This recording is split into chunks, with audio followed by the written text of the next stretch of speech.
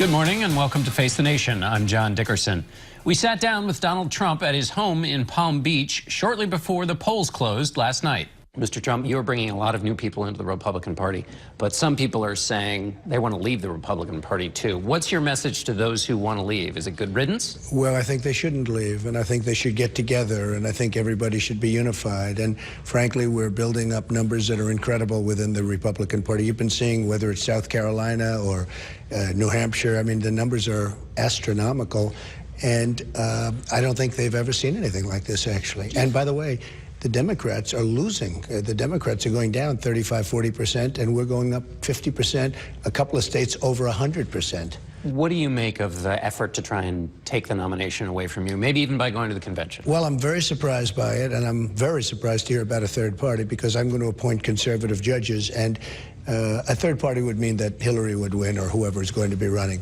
And you're going to have liberal judges, probably as many as 4 or even 5, if you can believe that, during this period of time. So a third party means absolutely they will have 4 or 5 very liberal judges appointed, as opposed to 4 or 5 very conservative judges. So I think it's really playing with fire.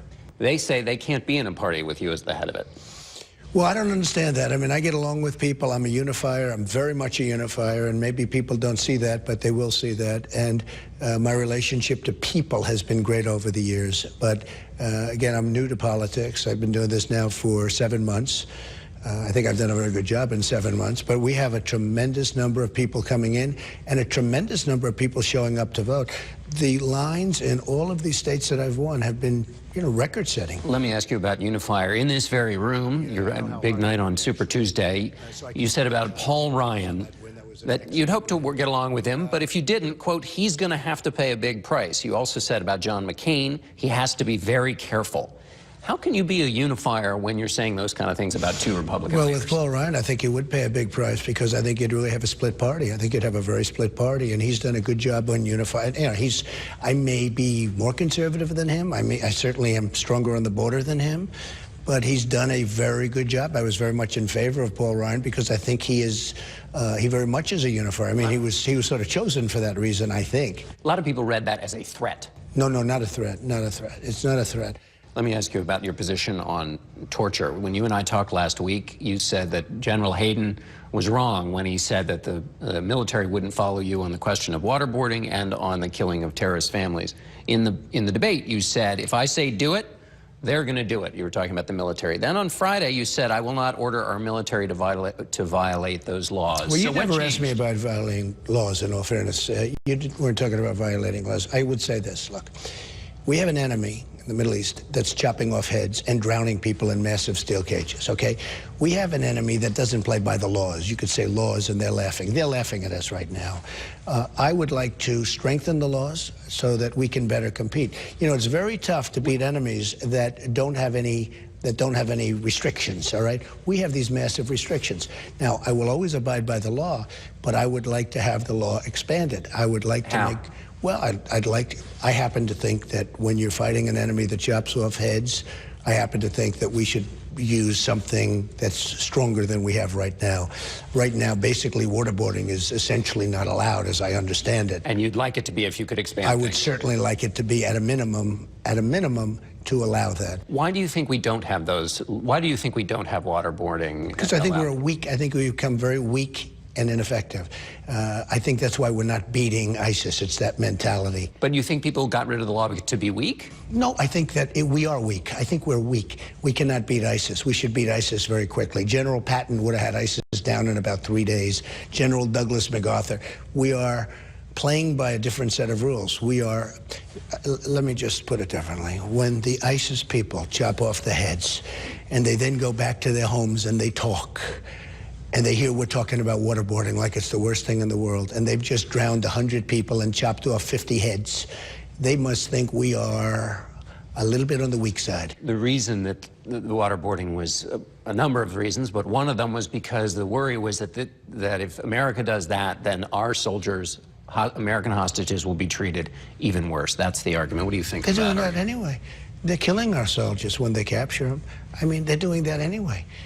Now, if that were the case, in other words, we won't do it and you don't do it, but we're not playing by those rules. They're not, why, did somebody tell ISIS, look, we're going to treat your guys well. Would you please do us a favor and treat our guys well? They don't do that.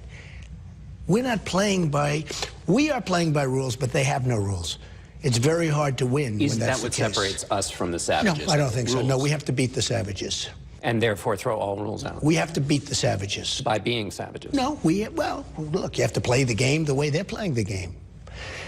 You're not going to win if we're soft and they have no rules. Now, I want to stay within the laws. I want to do all of that. But I think we have to increase the laws because the laws are not working. Obviously, all you have to do is take a look at what's going on.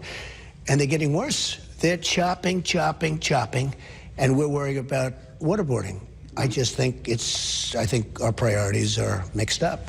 Another topic. Paul Ryan this week said, quote, if a person wants to be the nominee of the Republican Party, there can be no evasion and no games. They must reject any group or cause that is built on bigotry. He was talking about you. But I've rejected. How many times do I have to reject?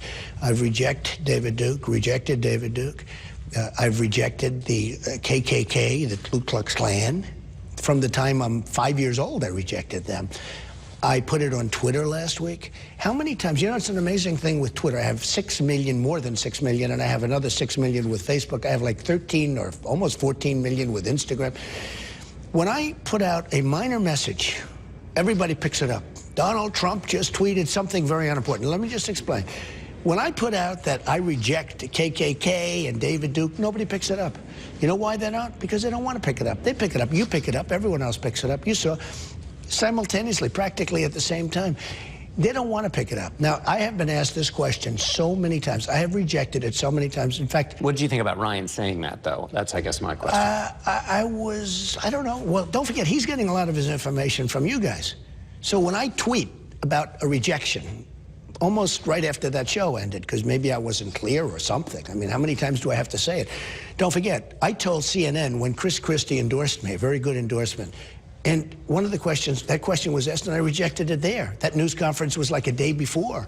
So I said to myself, how many times do I have to reject or disavow? Let me ask you this question. What about David Duke is saying to his supporters and followers, vote for Donald Trump. White supremacists are saying, vote. Do you want those votes? No, I don't want them, and I don't want him to say it. I can't help if he says it, but I don't want it, and if he says it, John, if he says it, he says it, okay? Do I want it? No. And do I want the supporters? No, I don't want anything. What do you think of white supremacists, by the way? I don't like any group of hate. Hate groups are not for me. But I've said this before. The press hates me to say it. They just don't want to pick it up. You're thinking a little bit more about the general election. In December of last year, you said, talking about Hillary Clinton, you said, we view this as war. And then you asked the audience, don't we view this as war? Do you still view an election campaign against Hillary Clinton as war? A little bit, yeah. Now, look, it's highly competitive. The last person she wants to run against is me. I can tell you that. I know that. And, you know, it was sort of interesting. One of your competitors said, I know that Hillary Clinton wants to run against Donald Trump. And I called him. I said, listen, here's the story. If they say they want to run against me, that means they don't want to run against me. Do you understand that? Because that's the way it's like a game of chess. But I know for a fact, and you know for a fact, the last person she wants to run against is me. I've won numerous polls against Hillary, and I haven't even started on Hillary. I only had one brief moment 4 weeks ago. And because of that moment, Hillary went way, way down, and Bernie got credit for it. They said he was running a great campaign. Had she not given me that moment with her and Bill, Bernie would not be nearly as close. Now, Bernie's not going to win, okay, anyway. But she went way down in that period of time. And the last person she wants to run against is me, and I will tell you, I will beat her. And I beat her in a lot of polls, as you know, but people don't say that. All right, Mr. Trump, we're going to have to leave it there. We've run out of time. Thanks so much. Thank you very much.